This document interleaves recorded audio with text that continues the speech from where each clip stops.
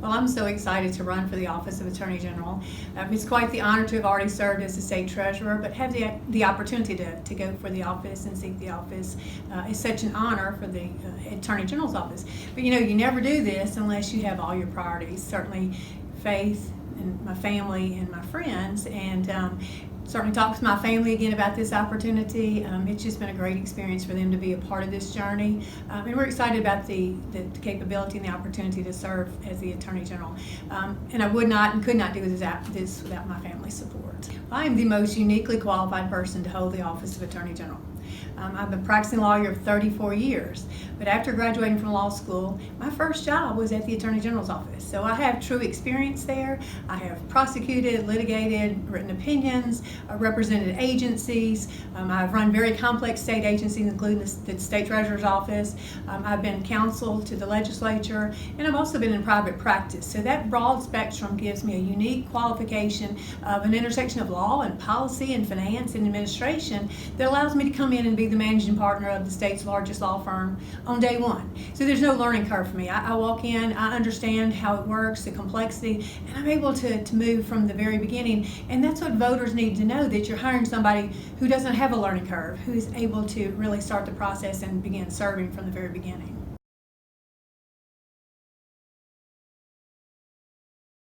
Well, certainly as this office is very complex, again, managing the state's largest law firm, there are a lot of different issues, a lot of things that need to be addressed, need to be brought to the forefront. But as the Attorney General, first and foremost, I'm always a believer in building bridges, solution driving, bringing conservative values and principles. We've done that in the Treasurer's office. I'll do that and bring that over to the AG's office, first and foremost. But there's so many other things. We have to certainly be smart and very tough on crime. That's important for our state, our communities, to have that in that comfortable level. Being a very true partner to law enforcement and first responders. Again, we've got to be there supporting them. They're out there 24/7 protecting us. As the AG, I've got to be ready to stand and protect our most vulnerable, whether it's our veterans or our children or our elderly, and certainly our crime victims and their families. I see stepping in, and I'm a very strong supporter of the Second Amendment. As a gun owner myself and a lifetime member of the NRA, it's going to be important to me to protect the Second Amendment rights. And any other laws need to be protected where outsiders try to come in and want to change our laws. I'm not going to allow that. I'm going to be very protective of our laws. There are a few other things that are very important too. We have to have a very hard conversation about the opioid crisis.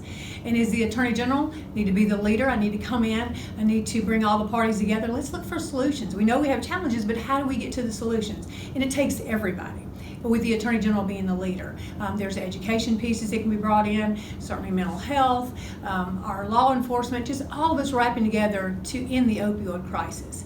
And then sort of coming along with that is human trafficking. We've got to end that. It's real, it's in our state. The Attorney General, again, needs to be the leader so that we can help those individuals. We can get them resources, get them a pathway back into society where there's no shame or blame. So those are some very big ticket items. Again, there are a number of things. The Attorney General's office is responsible for so many different complex issues, and I look forward to being able to handle those from day one.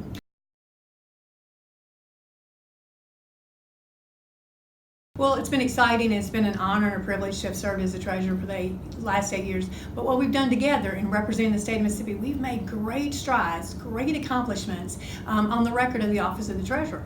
So we've done things like manage our debt, been very proactive, saved taxpayers $150 million. We've been very forthcoming with our unclaimed property program. We've been able to match up $95 million to the rightful owners. Well, that's important to people across our state. Certainly been able to restructure Impact, the prepaid tuition plan. Team, financial education, rallied together coalition, Treasurer's Education About Money. We've now in the last 4 years, 95,000 students have had financial education. 1,400 teachers have been trained. We did it through a public-private partnership, and that meant all of us coming together to make it happen. And the end goal was that it would become part of the curriculum. And now, when you come forward in August, every student in Mississippi will have to have that as part of their curriculum before they graduate. I've been very invested in how we do new rules and regulations for the bonds, and how do we vet those projects? How do we go forward before we spend on the credit card of the state of Mississippi?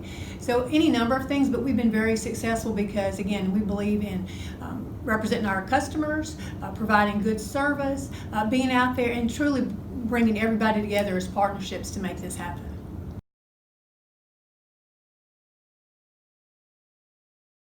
Well, ever since I've been in office, my platform is to work with everyone. We need to be working together, we need to be driving towards solutions, building bridges. It's important. If we ever need anything done in our state, it means we have to do it together. We have to come together, we have to look at the end result and provide our goal and then set it and how we're going to get there and how we're going to accomplish that to the means. So for me, I'm going to be very solution driven with everyone. I think that's so important, and that's how we continue to move our state in a very positive way.